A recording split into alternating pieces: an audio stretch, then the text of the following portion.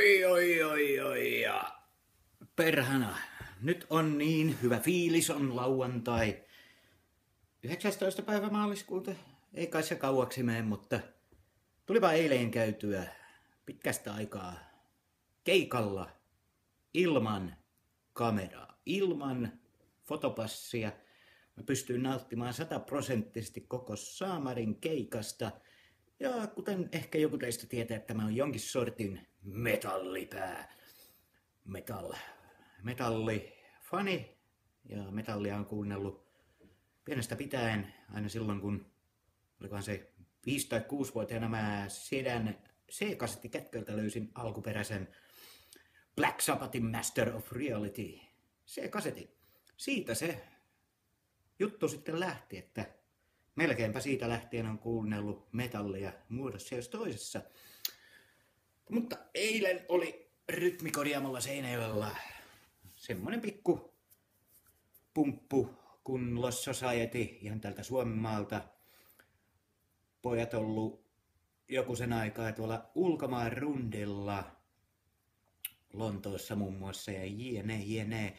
Ja taisi olla eka keikka kotimaassamme Suomessa tämän ulkomaan häsmäkän jälkeen. Ja pojat veti kyllä tiukan lyhyen, mutta sitäkin intensiivisemmän setin. Siellä oli Wall of Deathia järjestettiin ja propsit Rytmikorjaamolle tästä pittitoiminnan sallimisesta. Aina ei ole ollut näin. Siellä on pelätty, että tulee rumihia ja muuta pahaa jälkiä. Mutta ei mitään. Illan pääesiintyjä, mitä mä odotin siitä lähtien, kun liput on tullut myyntiin. Exodus. Hemmetti, legendaarinen trash-bändi Jenkkilästä. Paita oli pakko ostaa. Ja tää on totta kai paita, missä on noin keikkapäivän määrät takana. Tää paita ja sitten plektra, mikä on tuolla toisessa huoneessa. Nää tuli hangittua. Ja keikka oli aivan sairaan mahtava. Ei ollut mitään turhia välispiikkejä.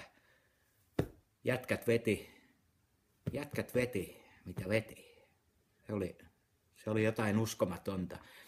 Ja koska mun Exodus-fanitus, mikä ei ole no, kyllä mä tiedän biisejä sieltä sun täältä, mutta ekan kerran kun mä jo kuulin aikanaan Blacklist-nimisen biisin, niin se oli menoa se.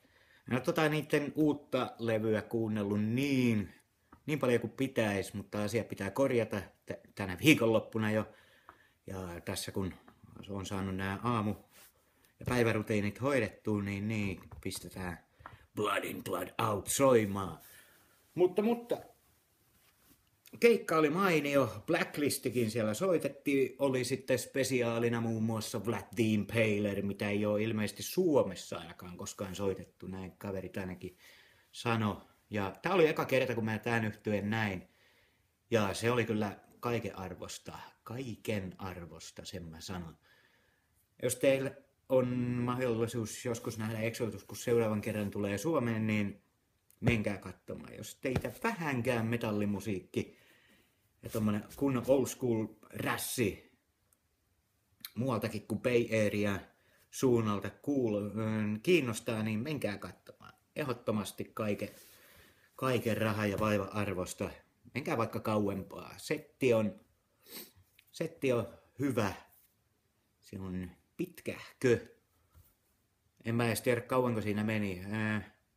Tuommoinen vartin yli 10 ne aloitti ja olisiko se nyt ollut sitten tunnin mittainen, ehkä vähän pitempi.